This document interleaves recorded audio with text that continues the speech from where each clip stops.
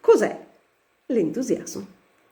Perché dobbiamo partire da questo concetto, perché noi abbiamo spesso un'idea sbagliata o distorta, ecco, più che sbagliata, un po' distorta, non è detto che sia completamente errata, di quello che è l'entusiasmo.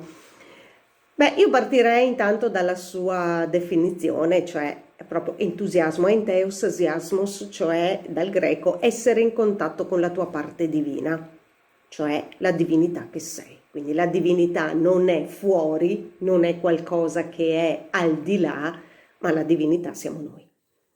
In che maniera? Beh, insomma, qua poi si aprono tante altre finestre. E l'entusiasmo è il motore di ogni nostra azione. Cioè, se c'è l'entusiasmo, questo motore è particolarmente performante.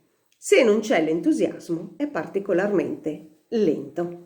A volte anche si spegne, si ferma. Quando noi intraprendiamo quindi qualcosa di nuovo, qualcosa che abbiamo fortemente voluto magari anche, lo facciamo con tutto l'entusiasmo che riusciamo a sviluppare in quel momento, ok?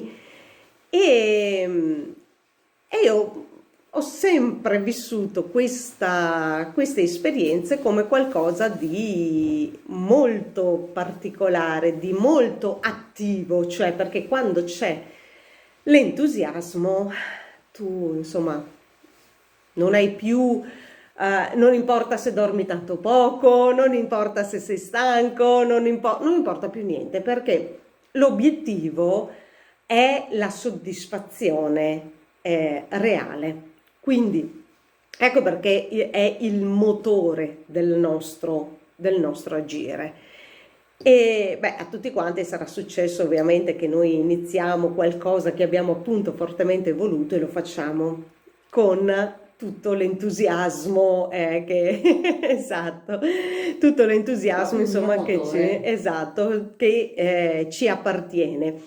E quindi sprizziamo gioia da tutti i pori, abbiamo questa volontà di fare che si manifesta in maniera molto importante. Però quante volte è accaduto invece che dopo un breve periodo o un periodo iniziale tutto questo entusiasmo si è spento, cioè non c'era più.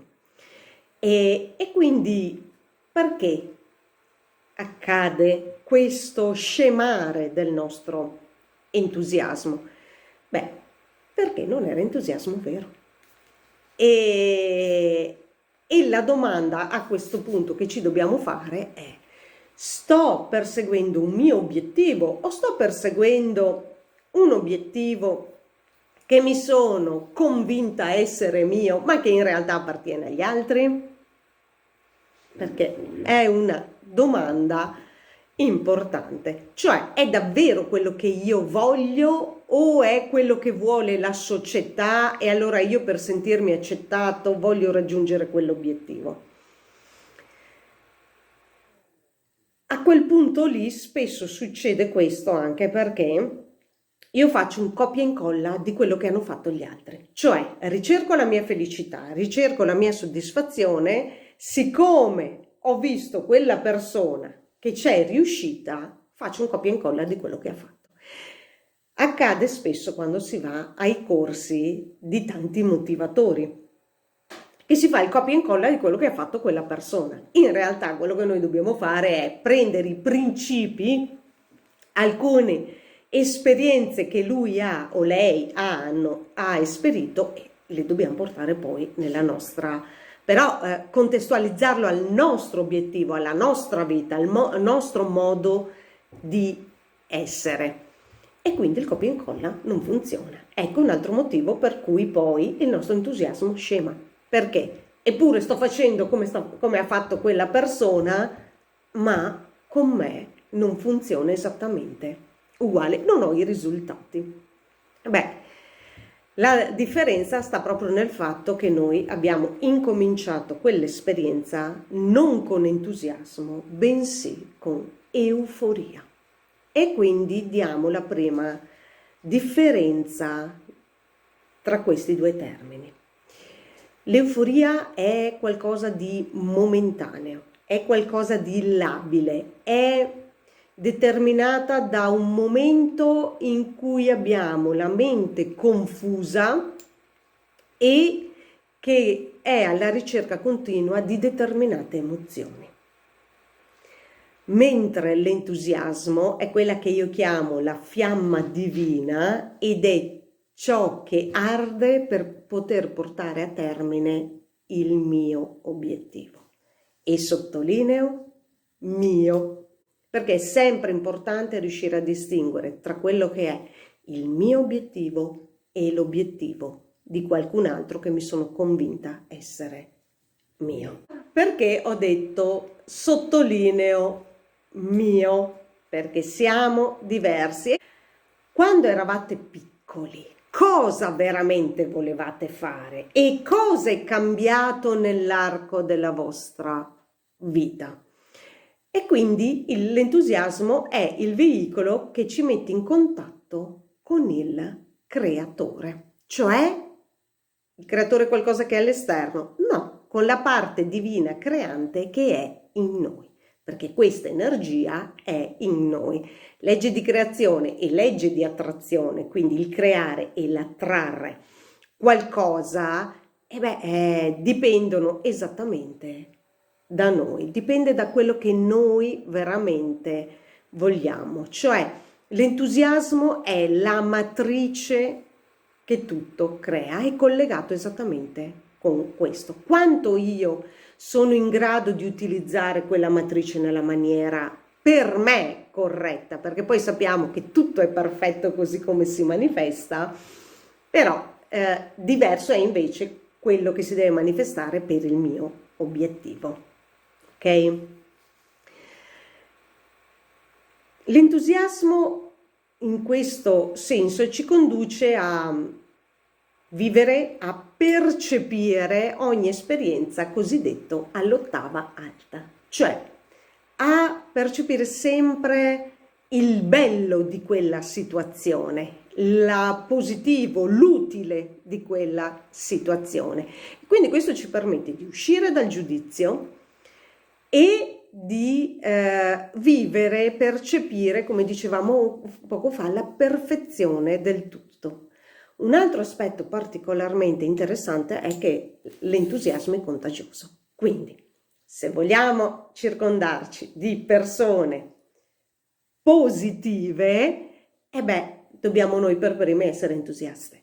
Cosa significa tutto questo? Significa che i codici che sono inseriti nel nostro software modellano il nostro hardware, cioè quali sono le esperienze percepite da me, attenzione, percepite, quindi quello che io faccio, ma come lo percepisco io.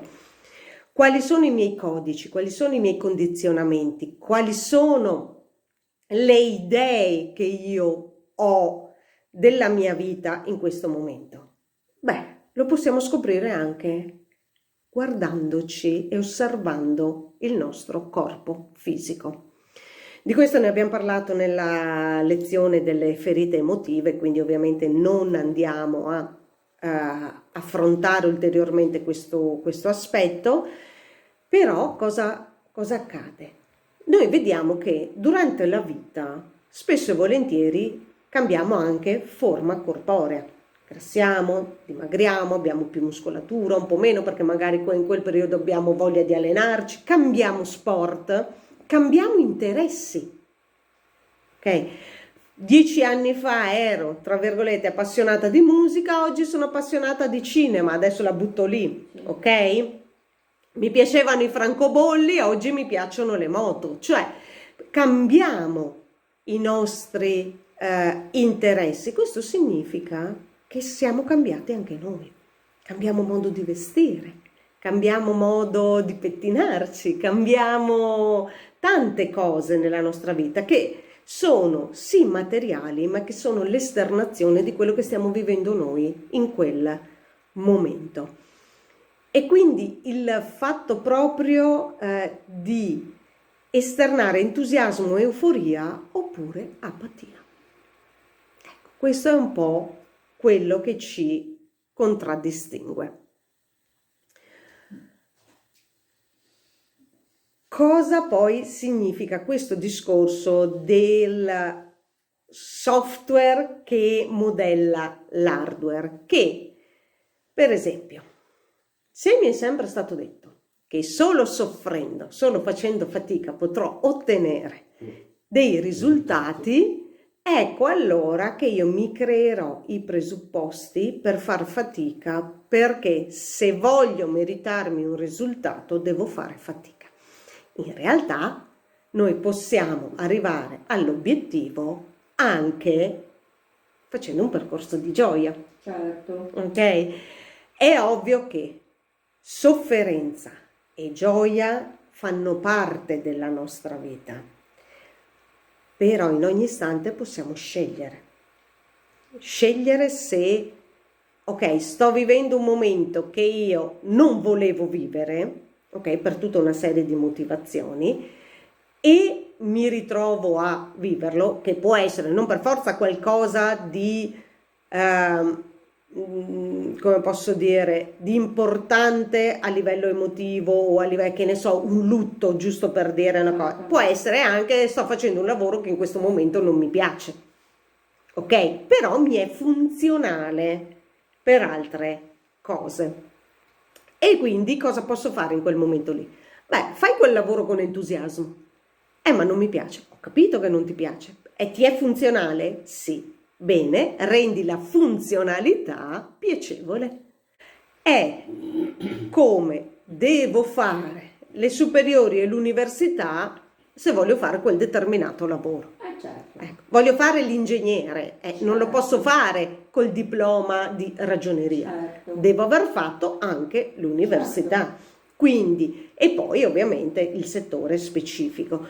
Quindi è importantissimo questo aspetto che noi dimentichiamo sempre nella quotidianità. Ma non ho voglia di studiare, però il mio obiettivo è diventare ingegnere.